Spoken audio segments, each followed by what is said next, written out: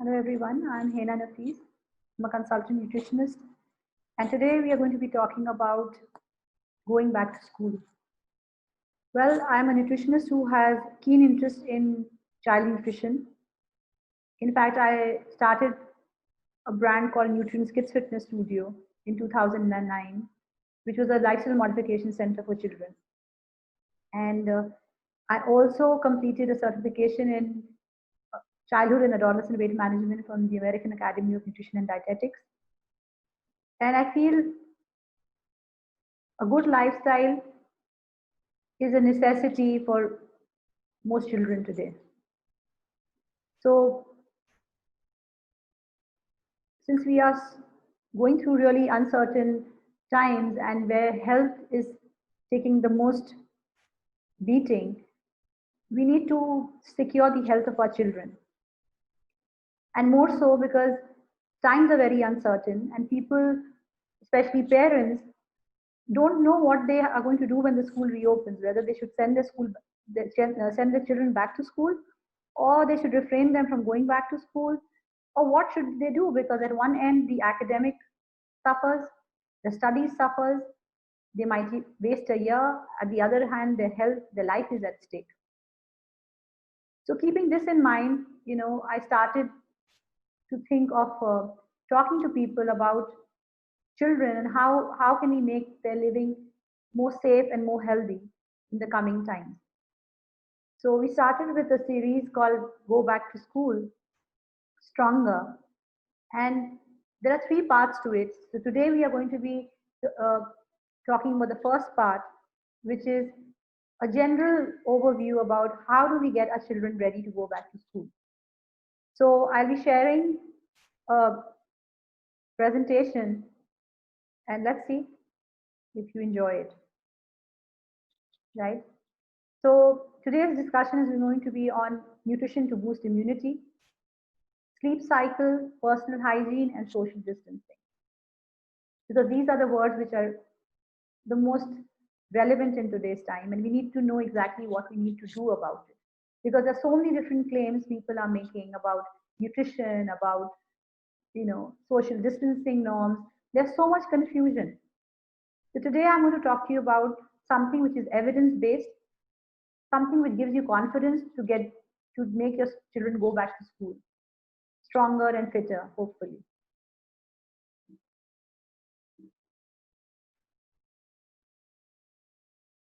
So the million-dollar question is that's when. Actually, we really don't know when our kids are going to go back to school. Are they going to go back after a month? They going to go back to after 2 months or in December? We really don't know. So you also need to understand is that you can't make your kids ready to go back to school in a day or in a week. It is a time-taking process. And if we get some time, better for us. The other question which comes into our mind is it safe? Is it safe to send our precious little kids back to school? Hope they don't get the virus. Hope they don't get fever. Hope somebody else doesn't, transmit the disease to him or his or her friend. Maybe my child will not be able to maintain distance with his or her friend. So these are valid worries, concerns which most of us have. Even I am a mother. I have a son going to school too. So these are questions which are in most parents' mind, and that's why I thought it would be great to share my views with people and see if we can make life a little easy for us as parents as well as win the confidence of our children to make them go back to school. Because even kids are scared. If we are so anxious, can you imagine what pressure these kids have? Because eventually they are the ones who are going to go back to school. They have to go into an outside environment, outside the safety of their homes. So we don't know if this environment is hostile because earlier school was supposed to be one second home. And now, there's this fear that this is going to be a hostile environment where there is a chance that my child will get sick. So how do we make it safe and how do we make our children strong enough to be able to bear with this calamity or with this pandemic which the whole world is facing today. And this is a question not only in minds of Indian parents, this is a question which is running in the minds of millions of parents all over the world. So this is a universal problem today. So let's look at it. Let's see what we can do. So what are our concerns? So the biggest concern is anxiety and fear. We are anxious as parents. We are fearful as parents about the safety of our kids. Even the children are fearful. They are also anxious because they haven't seen these times. These are unprecedented times. And we as adults are unable to fathom. Can you imagine what the child is undergoing and what fear, the level of fear he's undergoing? So we have to, these are genuine concerns. These are not something that somebody is imagining. This is really happening. So the concerns are how to quell anxiety and fear in the minds of our children. We have disrupted daily routine. We don't have time. Children are waking up at odd hours, sleeping at odd hours, because of which, there's a huge increase in screen time. Kids who are attending classes online are also watching a lot of screen. And really, they don't have time, any fixed time to eat, sleep, play. So it's, they can do whatever they want to do at any point of time. So the whole structure of living, an organized living has been jeopardized. Well, talking about eating, because of this anxiety and fear, a lot of children are doing comfort eating. They want, and because they're not going to school, they are not leading their normal lives, they're at home all the time. They feel bored also. Plus, they're anxious. Plus, they are fearful, and they want to eat things which make them happy. And as parents, also, we don't want to, deprive them of their comfort. And we want to make them happy because we know that their lives have also turned upside down. Like at least we are doing some of our things. We are busy with the household work or whatever business, whatever little we are managing. But their lives, it's completely upside down. They can't meet their friends. They can't, meet their grandparents. They can't play. They can't touch their friends. So this is something which is very difficult for a delicate mind of a child to understand. Well, another major problem is altered sleep cycle. Younger children are still okay, but little older children, teenagers, their screen times have increased and they're sleeping very late. They don't sleep the whole night, which can affect their hormones because the body repairs at night, and even the hormones, they also kind of, how should I put it? They also regenerate themselves at night. So sleep cycle can have a big impact not only on young children, but especially on teenagers and teenage girls who can end up with hormonal issues because of which. And again, uncontrolled screen time, as I already spoke about, and emotions. Children's emotions have really heightened up. Some of them, apart from anxiety or fear, there's anger, there's depression, there's sorrow, there's hatred, there's jealousy, all that has kind of got exacerbated during these times. Some children, they feel very, very sad because they can't do what they were doing. Some children have become very jealous of their siblings. Children are bullying each other, they're fighting at home. Some children complain because parents are working from home that you're not giving me enough time. They feel very lost at home. So these are the, more or less the kind of concerns, the kind of problems which most homes are facing. So how do we deal with this is actually the main question. Now, these were the concerns, but at the same time, there's good news too. The good news is because we have this fear that our kids are very vulnerable. So let me tell you one thing, that children can be infected with SARS-CoV-2, but severe COVID-19 disease in children is rare. It's not, there has not been many cases where children have been affected badly, So that's good news that children are not that vulnerable. There's very low mortality rates among children due to COVID-19. Another reason is that plausible, a likely reason why children are not getting COVID, or if at all they are getting it, the symptoms are mild, is because their immune system knows how to deal with novelty. Now, the COVID-19, the SARS-CoV-2 virus, which causes COVID-19, is a novel coronavirus. So it's a new virus, and that's why older people, they have their immunity is ineffective in dealing with something new. But as you know, children are very adaptable. So their immune system can react to new situations and new viruses. So again, that's good news that their bodies can actually deal with the novel coronavirus.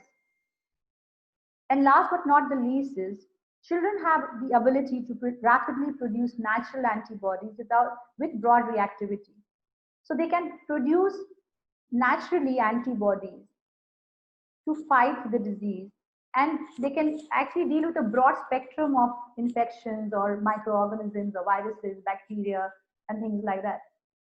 So that's actually good news. So it actually keeps our biggest worry at bay, that our children are not that vulnerable to COVID-19. So that's really reassuring, isn't it? I think that piece of news is something which all of you as parents should keep it, you should think about it and try and allay your fears. And tell this to your children also, because so that they feel confident about themselves.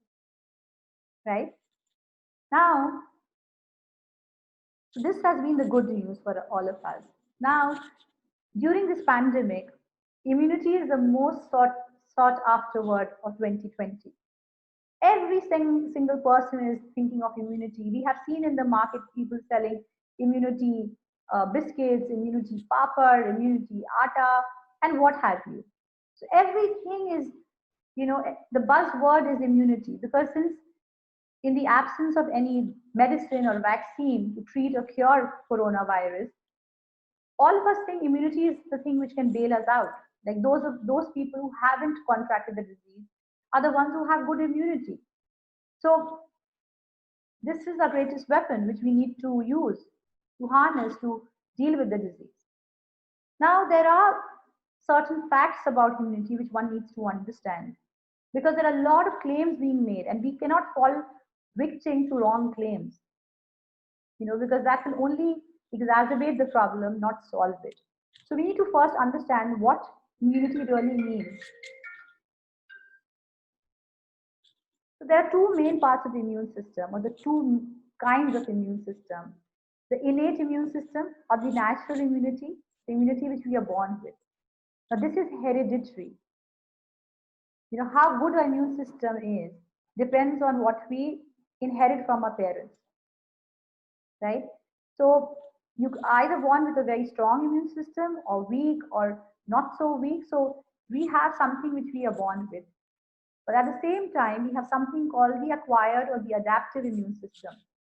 Now this sort of immunity is developed when the body is exposed to microbes or chemicals released by microbes. It's the body's own way of defending itself from pathogens. And even the immunization process which we do for a kid is to give them acquired immunity, so that we expose children to those pathogens, and then the body produces antibodies against it. So this is what immune system is all about. But you have to remember one thing, that just like Rome was not built in a day, immunity cannot be built in a day. Our immune system depends a lot on our heredity and on our genes, but it can be definitely modulated or influenced by our lifestyle, right? So you have to give time to make your immunity function better. Rather than focusing on building immunity, we have to focus on making our immune system function well. And that's where the role of nutrition comes in. Because if you're not well nourished, you will not be able to give enough energy for the immune system to function properly. So it's just like, I'll give you an analogy. You could have the best of cars, or the most beautiful, the most expensive car you want to have, but it's of no use if you can't, take care of it. The same way, you could have the greatest of immunity, but you have bad lifestyle, the immune system would get affected. So the role of nutrition comes in here, and nutrition plays a very, very big role, a very powerful role in making your immune system work properly. But at the same time, I would like to tell you one thing, that nutrition is not just about having a particular food which will improve your immunity. If anybody claims that this particular food will increase your immunity, don't believe that person, because there's not one single food which can improve your immunity, and there's not one single food which can decrease your immunity, because your immunity is not just one organ or one thing. It's called the immune system. There are a lot of different organs: your skin, your spleen, your thymus, your gut. A lot of different organs play a role in developing the immunity you have, right? So immunity is not as simple as the way people are putting it out to be. And there's no single food which will boost your immunity or improve your immunity, or no single supplement which can do that. Now, another thing which I want to bring your focus onto is, our focus has changed when it comes to lifestyle and nutrition now. See, earlier in the pre-COVID time, when we spoke about health of our children, we mostly focused on lifestyle, right? That I hope they don't get fat, they don't get fatty liver, they don't get high cholesterol, and things like that, or they don't get pre-diabetic. But now suddenly the shift is towards infectious disease. Earlier people thought nutrition is just a science of weight loss, but today people, after uh, getting bombarded with this pandemic, have started to realize that how important it is to eat healthy so that they don't get infection. Because COVID-19 is nothing but a viral infection, right? So to oil your immune system and to make it function well, you need good nutrition. So the focus has kind of changed from lifestyle to infectious diseases, right? The other thing is, when it comes to food, earlier the focus was junk and healthy food. But today, and we saw food as something which will make you put on weight or make you lose weight, and we didn't look beyond that. But today, people are looking at food to get nutrition out of it. They're not eating to for calories and calorie deficit. They're looking at food to to get nutrition to make the immune system function efficiently. So, and the other focus is on safety of foods. Is the food which we are eating, is it devoid of the virus? Is it safe? So the safety angle has come in too, because earlier we took safety for granted. We really didn't think on those lines. We saw food mostly from a calorie point of view and not nutrition so much. Another thing, another paradigm shift in way people mindset has changed is when it comes to the children is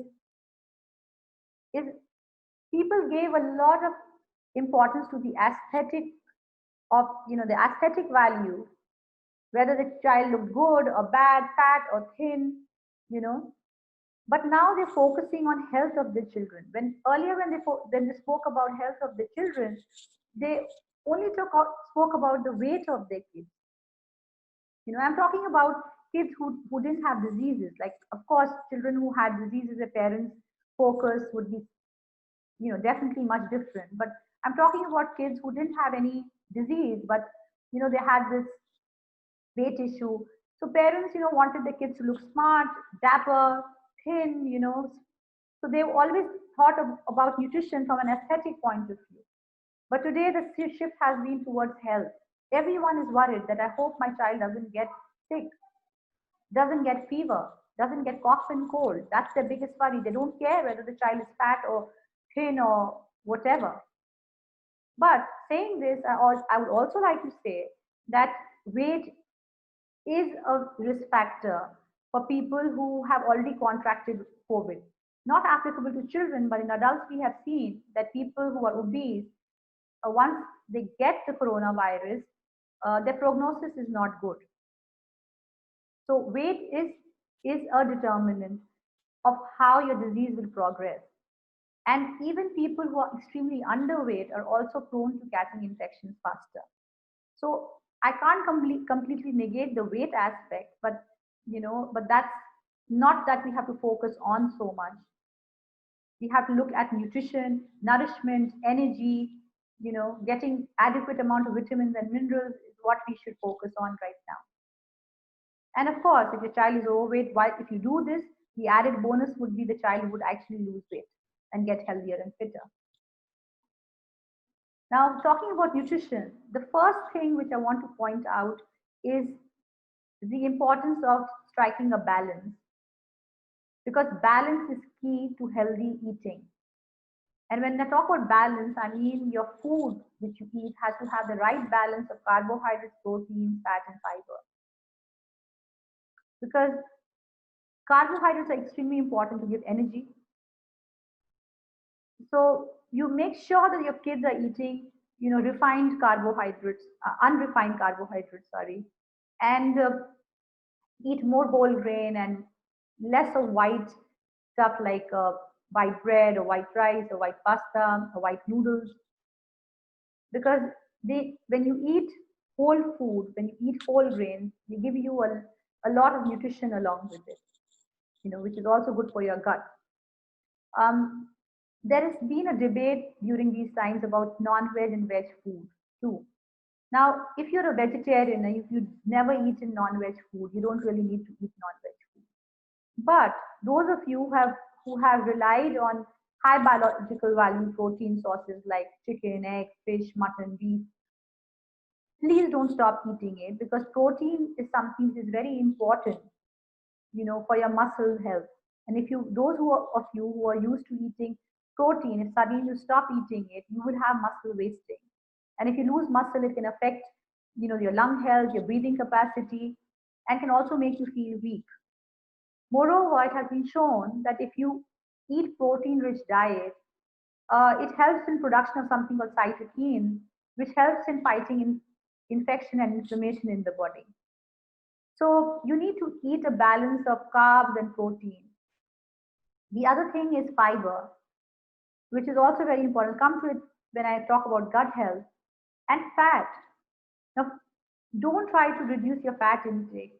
I mean, don't have too much of it, but have adequate amount of fat, because most of the vitamins which are engaged in immune function are all fat soluble vitamins like vitamin A, vitamin D, vitamin E. These are all, if you don't have fat and you eat just these vitamins, they won't get absorbed in your body.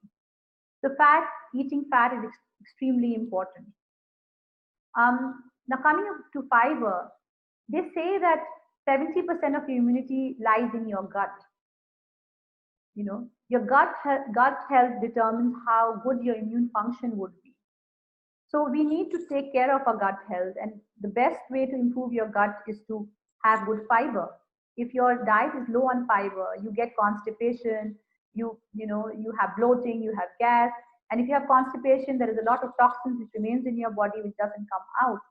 So make sure that you increase fiber in your diet. And when you eat fiber, it helps in building up beneficial bacteria in the gut, which is something which helps you with your immunity. The beneficial bacteria such as probiotics and the fiber acts as a prebiotic, something on which the probiotics feed. So if you look at good health, good food for your gut, include yogurt, include things like garlic, leek, onion. These are things which helps you with your gut health, and of course, fibrous foods. Some children can also, who always complain of constipation or bloating, can be given some probiotic supplements as well. Now, talking about vitamins and minerals, as I said earlier, vitamin A, vitamin D, vitamin E are all fat-soluble vitamins which are extremely important for immune function. If you see, cod liver oil is something which you can give for vitamin A and vitamin D, because there was a study in China which showed that if you combine vitamin A and D together, the immune functions even better because they have a synergistic effect on each other. So these are the foods like people living in India, because it's the mango season, mango is a very potent source of vitamin A. So make sure that your kids are having mango, papaya, watermelon, sweet potatoes, carrots. We will be having in the third part, we will be talking about certain recipes which could be used to make, which will be using these foods to make, you know, healthy dishes for your children, which will help them with immunity, and so that you can incorporate these items in your child's diet, which is interesting to them, because most children don't like to eat vegetables. Now, beef liver and lamb liver is also a very, very good source of vitamin A. Now, talking about vitamin C, things like guavas, oranges, kiwi, pineapple, apple, bell pepper, cabbage, these are very good sources of vitamin C. So, uh, I mean, you can see them on your screen. The other thing which is very important is zinc. They have shown that people, it has been reported that, when zinc is combined with certain medications like hydroxychloroquine, they have had better outcomes in patients. So zinc is normally present in fish and shellfishes. So those of you who eat fish, please try and include fish in your kids' diet at least 2 to 3 times a week. And those of you who are vegetarian, if you can eat the egg, please eat eggs and try and include the yolk, because the yolk is a very good source for not only zinc but also for vitamin A and vitamin D. And you can also give your kids cashews and peanuts and pumpkin seeds. These are things that should be included in your diet. But don't think that you have to give these things for just 1 day or 5 days or 10 days. This is something which should be a part of the diet always, because as I said earlier, immunity is not built in a day. If you want immune system to function well, this is how your kids should be eating always. So there's nothing special you have to do, is what I'm trying to say. There's no magical pill, there's no magical potion, there's no magical food, you know. And remember one thing, when you eat different types of foods together, the synergy of different nutrients is far greater than having, one food in isolation, right? So now we spoke about nutrition. Now we need to speak about lifestyle. What kind of lifestyle do children need to follow to, get ready for school? So one thing which all of us know today is hand hygiene, which is very, very important. Now this is something which we have to teach our children. Children are always in a hurry. If they wash their hands also, it will be just done in a hurry. So you have to be patient and you have to sit with your child and teach your child that how does he or she needs to wash his or her hand. So they need to wash their hands for 20 seconds, and they need to wash the middle of their fingers and also the tip of their nails, not the tip, the bottom of the nails, because a lot of bacteria tends to accumulate in these areas, which, people don't bother to clean many a time. And then after washing their hands, they need to wipe it dry with a piece of towel. So hand hygiene is extremely, extremely important. Now, another thing which we have seen which works in bolstering your immune system is physical activity. Now, all children, the WHO recommendation is that they should be exercising for at least an hour daily. And this could mean structured exercise or even play where the kids are moving. So anything, whether it's cycling or running or skipping or even joining some classes. Now, at this moment, you can't send your child anywhere, but if there are any apps, these exercise apps which you can use through which they could practice, they could do Zumba, they could do yoga, and it would be a good idea to make your children learn some breathing techniques. Now, in part 2 of this series, we will be doing a session on anxiety, stress, and how to do the right breathing exercise, and we'll teach the kids the right techniques. So please stay tuned for that, and please spare some time and watch that part 2. The other thing, which is again extremely important, is breakfast. Now, because of the lockdown and because of altered routines, uh, there's no time really, for fixed meals. We are waking up at odd hours, and breakfast is one meal which is taking the most beating. People are skipping breakfast. But remember one thing, breakfast is something which is very, very important for the body because it fuels your body. And There have been several reports and there have been many research that has shown that people who skip breakfast tend to have a lowered or a weakened immune system. So make sure that even if your child is waking up late, you space your time accordingly. Like say if your child wakes up at say 10, so 11, 10:30, 11 should be breakfast. And then maybe you delay your lunch a little bit. So you can probably delay things, but don't omit breakfast from your daily routine. Talking about breakfast, uh, as I said, it's a very, very important meal for your kids, you know. And after that, what's next is sleep. I will speak more about sleep in the next slide. The other thing I want to talk about is immunization. Now, there's always been a debate, especially in recent times, that immunization is something which is not required and we don't need to immunize our children. Well, the COVID-19 times reminds us that vaccines and immunization is something which is really important. If you have small kids who have a immunization schedule, please don't break it. Please make sure that they get immunized properly, right? So we'll be talking about sleep. Now, you can maximize your child's immunity by making the child sleep well. Sleep hygiene is extremely important. It's always been important. It's not that it's important now, because children who don't sleep enough, they have anxiety issues, their cognitive ability to concentrate, focus, remember, read and write gets affected. And they have mood swings and all of that. So one must make sure that your child is sleeping enough. Now, sleep requirements vary by age. Now, if you have a preschooler who's between 3 to 5 years old, he or she should be getting at least 10 to 13 hours of sleep daily. Children between 6 to 13 should be sleeping from 9 to 11 hours, and the adolescents, 14 to 17-year-olds, need between 8 to 10 hours of sleep daily.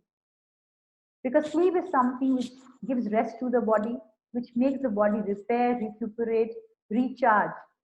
Now, if your body is not rested, if the body has not recharged, the body has a very high chance of getting weak, and if the body is weak, it can contract infections far more easily than somebody who is a strong, sturdy, body. So make sure that your children are sleeping well. There's another point which I missed is hydration. Now, a lot of children are indoors and they are not drinking enough water. And water is an extremely, extremely important nutrient, I would say, for every one of us, especially during these times, because water helps us to flush toxins out of our body.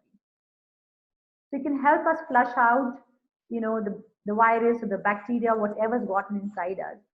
The other thing is, if your child has cold or cough, the hydration, proper hydration, proper amount of water in the body can help you loosen the sticky mucus and make it easier to expel it out of the body. Because if you have less water, the mucus gets more sticky and it kind of sticks to your airways and makes breathing difficult. And during these times, when we all fearful about our breathing, this is something which we don't want and which can be easily corrected through proper hydration. So make sure that you please focus on your child's water intake at this point of time. The other pertinent thing is that we need to talk to our children. Many a times, because we ourselves as parents are overwhelmed with the situation which we are going through. There's so much to do. Most of us don't have the support system which we had in running our work or running our households. So, what has happened is we are not talking too much. We are probably glued to our own screens or busy with doing the household chores or, different activities.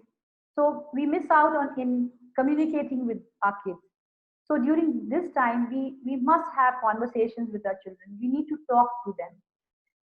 Thank you so much for listening. And this is what I had to tell you. So I think, now people can unmute themselves and, and then they can ask me some questions if they wish to. Hello. Friends, yeah. Do we have any questions? Yeah, I wanted to ask, what are the things we should give them to eat to increase their immunity? See, as I already said that, there's no food, there's no one particular food which will increase your immunity. You know, it is your whole diet in totality. Eating a balanced meal is something which is very, very important. Eating the right, healthier food. I mean, cutting down on junk food is what is most important. Like include foods like which contains more vitamin A, your vitamin D, vitamin C, and vitamin E. When I was talking about immunity, what I said is that see, immunity is something which can't be built in a day. Immunity is something which is you inherit from your parents. So if you have inherited a good, you either inherit a weak immune system or a strong immune system.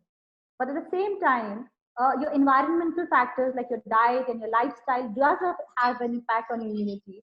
So, but saying that there's not one single food which will improve your immunity. It's your whole diet in totality. If you eat a balanced meal which has a good mix of carbs, protein, fat, fiber, which will help you. Now, vitamin A, vitamin D, vitamin E, they're all fat soluble vitamins, which are supposed to be immune boosting. They have immune boosting properties, which will make your immune system function well. Whatever immunity you have inherited, it will make it function better. Because if you may have a very good immunity, you may have a beautiful car, but it does not run, then there's no point in having it, right? So it's very, very important that you eat a balanced diet and you have foods rich in vitamin A on a regular basis. Things like whatever seasonal things you get, like as of now, you get something, mango is the fruit of the season. Mango is very, very rich in vitamin A. Sweet potato, vitamin A. These are things which you can actually give to your children. Vitamin D, fortified milk. Unfortunately, in this part of the world, we don't get fortified milk, but things like cheese, butter, oily fishes, paneer, all these things will give you vitamin D. Vitamin E is, nuts are very good sources of vitamin E. So make sure that you're feeding your children with nuts, even pumpkin seeds and flax seeds, and all these things can give you a good mix of vitamin E. Zinc is again a very important factor, especially for children who are non-vegetarian, because vegetarian diet is a little low on zinc. And zinc is something which enhances immunity. So if you can eat eggs, make your child eat eggs. If at all you can't eat eggs also, then try and include nuts like cashews and peanuts, which are rich in vitamin E. So these are things which you can actually give to your child. The other thing which is very important is hydration. How much water does your child drink? Because if the child does not drink enough water, he will not be able to get rid of the viruses and the bacteria from the body. The child won't be able to flush out that. So you make sure that the child is drinking at least 6 to 8 glasses of water every day. So if you do all these things, and if your child sleeps properly, he moves well, he should be all right. Ma'am, we have a question from Smita. She's saying it said that cow milk is not advisable. Could you elaborate? Who said cow's milk is not advisable? See, again, for vegetarian children, see, I know there is all this, debate about milk containing antibiotics and hormones and all of that. But keeping that aside, for a vegetarian child, milk is one of the best source of protein for that child, and also for calcium. Because if the child doesn't get calcium, how does its bones grow? So, if you're so worried about, the quality of milk, maybe buy organic milk, but a child needs milk. So I don't agree with this thing that you should not be giving milk to your child. Thank you, ma'am. That was useful. Friends, do we have any more questions? Okay, we have one more question, ma'am. This is from Ms. Rajrupa. Please advise some exercise that all the children can do at home. We are actually doing a series. This Back to School is a series. This was part 1. We'll be doing part 2 on the 13th, where we will be teaching exercises to children. So there'll be a whole series, a part 2 on that. So, she could probably join us in on the 13th and see that. But which date, ma'am? Could you please confirm me the date? Yeah, it's 13th of June on Saturday between 4 to 5 again. Okay. Then it's okay. Right. And Thank you. apart from that, say, Even I wanted to ask you something. yes. Hi, this is Archana Jain. Actually, my son he's just 2.5 years old right now. He doesn't want to eat anything. Anything means anything. He's a routine of eating but only idli, cereal, and roti. That's it. So how can I make him eat? I have given him the variety of foods and all, the cashew nuts, almonds and all, but he doesn't like eating anything. Rather than when you have a fussy child who actually does not eat, the first thing which you have to see, you need to explore is that why is your child doing that? Some children, they try to do that to seek attention from their parents, right? So maybe somewhere your child does not, his emotions are not being fulfilled somewhere. So you see that, maybe when you deal with him, if you're very anxious or you are in a hurry, you have to make meal times very, very easy and very relaxing for the child. If his meal times or her, it's a he or a she. he. Yeah. So he, sometimes, some children get very stressed out because the parent is very stressed out. So if there are these psychological reasons, apart from that, what you need to do is, see, a 2 to 3 year old has a very short attention span. You can't expect the child to sit on a table and eat properly for 20 minutes. So you can give him small, very small sizes, small meals, like maybe 1/4 or 1/3 of a katori or whatever you want him or her to eat, and just leave it around. Make the child pick it up and eat it. They have to, slowly they'll pick up the habit. And sometimes, it's good to leave them for 1 or 2 days. You don't leave the child alone. On the third day, the child automatically starts feeling hungry and will start asking you for food. Apart from this, many a times children have deficiencies. Okay, so if they have some micronutrient deficiency or an iron deficiency, their appetite seems to be very low. So sometimes even giving a multivitamin to the child could probably boost his appetite. So you could look at all these factors and see that. And many times I've seen like a 2-3 year old is still having milk in a bottle. So they depend on a lot of bottle feeding of milk, and they have maybe 2-3 bottles of milk in a day. And that's when these children, they find drinking milk through a bottle very easy, and then they don't want to eat anything. So it is a difficult thing, but it's all about inculcating small little habits on a regular basis, and it will take you time. It won't happen very quickly. Nice. Thank you, ma'am. It is 4:51, friends. And ma'am, we have some more questions, so we'll kind of go through them fastly. Sumita is asking, can flaxseed powder be given to children? Yes, it can be given to children. No problem. But not more than a teaspoon of that. I hope that was useful, Sumita. Manisha has a question. She's saying, ma'am, could you please advise us what extra care can be taken for the eyes since screen time is so high for the kids? Well, there's not much you can do about it. The first thing is that, the school's screen time where they are studying online, you can't do anything about it. They have to study through that mode. So what you could possibly do is maybe, you could keep the screen of their computer a little less brighter, so there's not too much of, strain on the eye. That's something that you can do when they are studying. And then you also teach them that while they're watching something online, after every 20 minutes or something, they should just move their eye from the screen and look somewhere else for a bit. Maybe they can just focus on hearing more, but not constantly look at the screen for more than 20 minutes. There are some reports which says that, children, they should move their eyes every 10 minutes, but I'm saying even if they do it every 20 minutes, that would be good. So these are two things which they can do. Apart from that, the non-school screen time, that after the school hours are over, that's something is, they have to limit. It shouldn't be left free that, they can do whatever they want. So that's something which can be limited so that overall screen time is reduced. Sure. That was useful. The other question is from Smita. She's saying, some light she wants to have you to talk something about constipation for a 4-month-old child. Her child, and if a child of 4 years suffers with lactose intolerance. So is it 4 months or 4 years?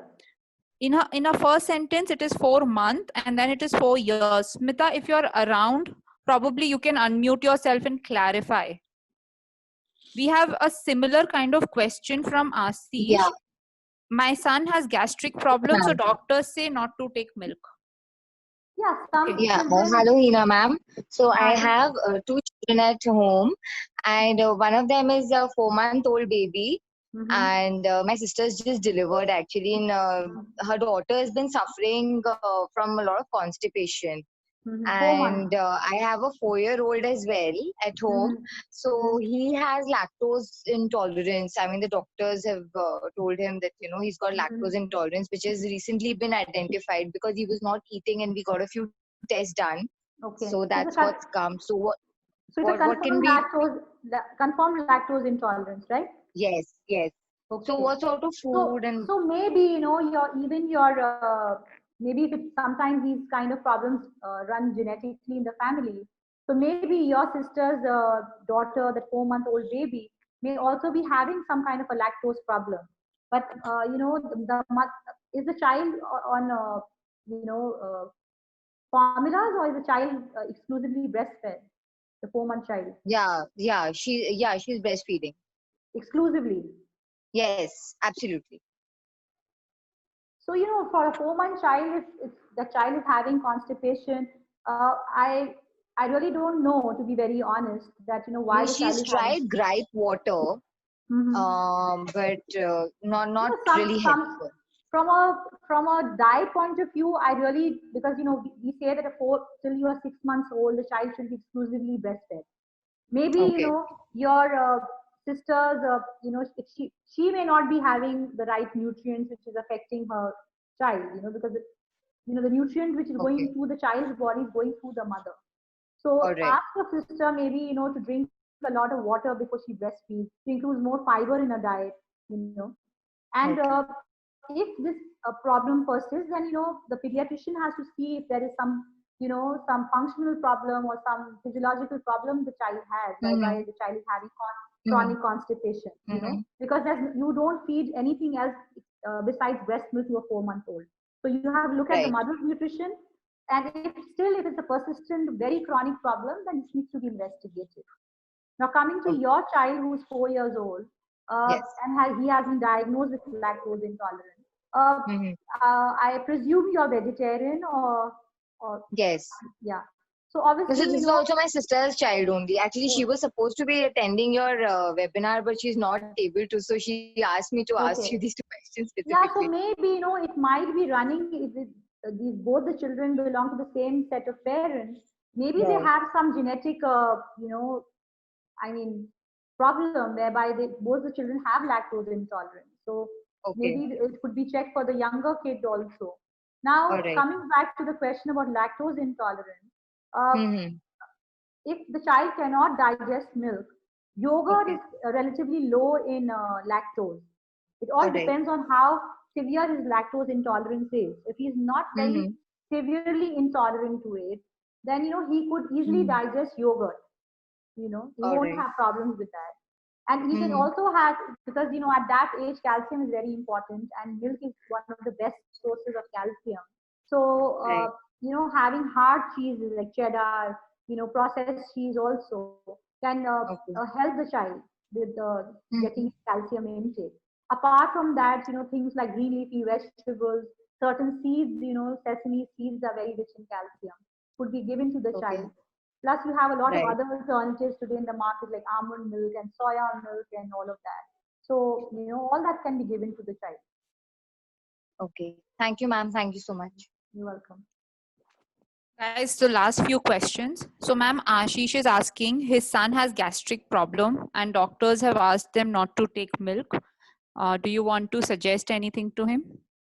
Yeah, there are some people who have, a lactase deficiency in their body, and they have a genetic problem. But there are some children who are insensitive, intolerant towards milk. They can't tolerate it. Doesn't mean that they have an allergy or they have a deficiency of the enzyme. Okay. So if you are in that group, again, don't give milk to the child. You can give milk in the form, in different forms. Like I said, yogurt, which is relatively lower in lactose, or different kind of cheeses could be provided to him. And if he's really severely intolerant to lactose, then you have to look at alternatives like, almond milk, soya milk, oat milk, all that can be given. Sure. And maybe if your child has gastric issues, you should also, I don't know if the child has enough water. Sometimes the child's fiber intake is very poor, and he has constipation, and because of which he can have a problem. And he can also give probiotic supplements to his child, to make the gut flora more stronger. Because gut is again a very important part of the human body, which it plays an immense role in immunity. So gut health is definitely very, very important. So, you have to take care of his gastritis issue. The question is from Lipika. She's saying, ma'am, is Bonvita or Complan help kids to grow on immunity? Well, there's no proof to that, but of course, these are, I can't completely negate these products also, because a lot of these products have been fortified with vitamins and minerals. Like say, when we say milk is rich in vitamin D, this is what we have studied. Okay, when we, as nutrition students, we all taught that milk is rich in calcium, milk is rich in vitamin D, which milk is rich in protein. But many times what we've seen is the milk, especially the milk which we get in India, is not very rich in vitamin D. So, milk which you get abroad is actually fortified with these things to make it better, right? So, so there is a lot of contentious issues over here. It's not as simple as it looks. So, the question was, I'm sorry, I digressed. If Bonvita or Complan. Yeah. So when you know that what you are getting, your normal natural food sometimes, what you expect that it contains, it does not contain it. Supplements like this helps you in filling those gaps, the nutritional gaps, because these are tested, and you know exactly if it claims that it has that many grams of calcium, that will have that many grams of calcium. So there's no harm, but the only problem with some of these drinks is that it contains a very high amount of sugar. So if your child is, has weight issues, or has some insulin, who craves for sugar all the time, then Bonvita is not something which should be given very frequently or should be a part of his or her daily diet. Yeah. We have one last question, ma'am, before we close. It is from Shania. Shania says she has a 6-year-old daughter who regularly complain about pain in the abdomen. Even sometimes when she goes to school, doctor says it is because of constipation. And she says her daughter is overweight as well. What should she do? See, sometimes, again, it's all about your lifestyle. Some children, what we've seen is they have a very bad routine. Nowadays, a lot of children are sleep deprived. They don't sleep enough because they're playing with their computers, or they are on those those tablets and they're watching it. So some children, like a child who is 6 years old, should be sleeping between 10 to 12, 13 hours. The child is not sleeping enough, and in the morning when he or she is being woken up for school, it's a hurried time for such children. So when they go to the toilet, they are in a state of rush, and under that stress, they are unable to defecate. So that becomes a habit, and by the time they come back from school, the stool has become hardened. So if you have to see that the routine of sleeping of a child, this is the root cause of constipation in a lot of children. Many children, because they are so busy playing, or they are so busy on their different gadgets, even if they feel like going to the loo, they control it, they don't go.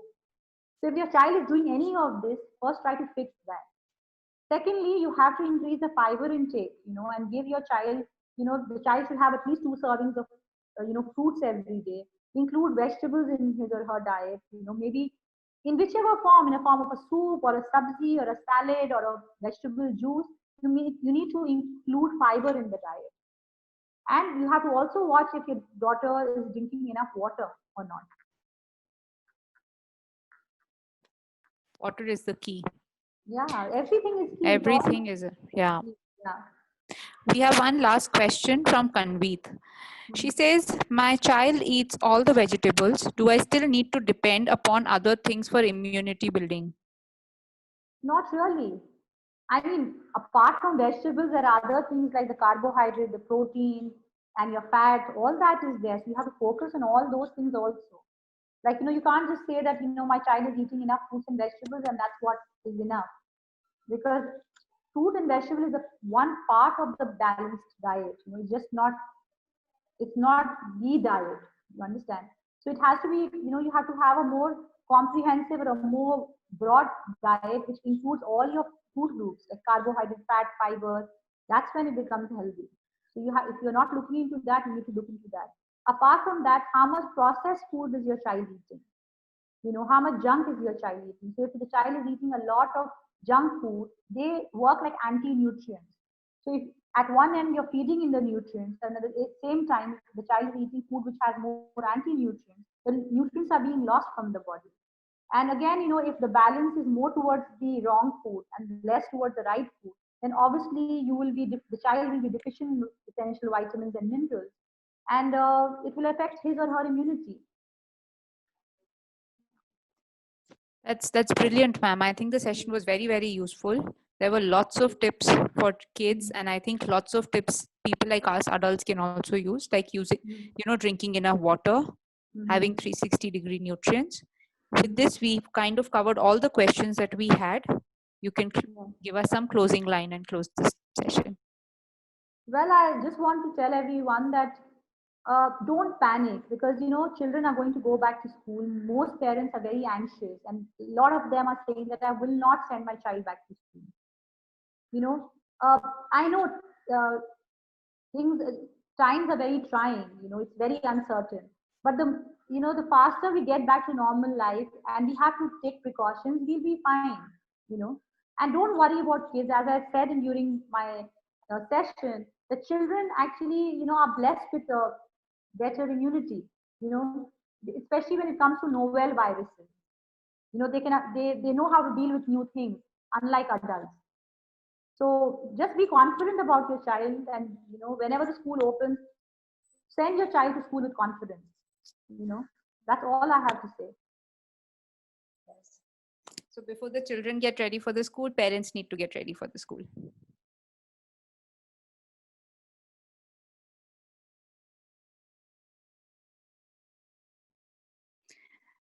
Thank you, ladies and gentlemen. Thank you for attending the session. I think Hina ma'am's internet has frozen again, but we are good to close the session. Thank you so much.